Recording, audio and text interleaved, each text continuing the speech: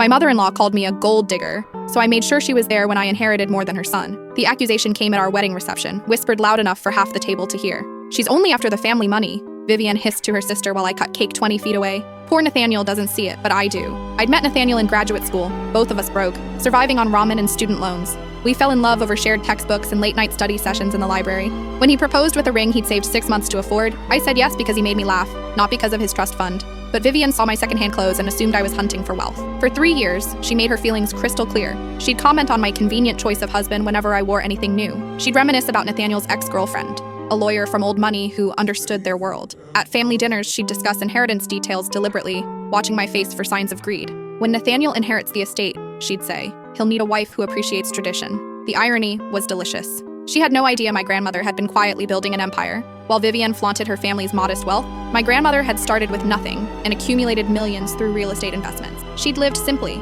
driving the same car for 20 years, never mentioning her portfolio.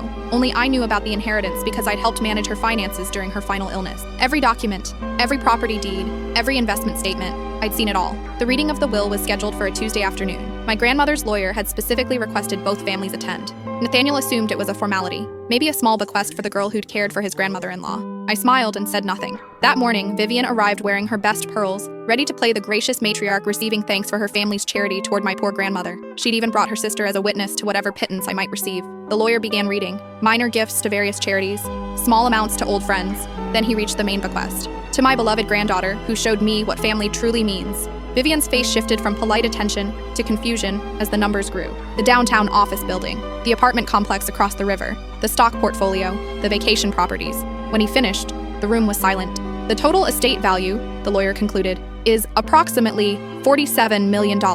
Nathaniel's inheritance from his family was $2.3 million.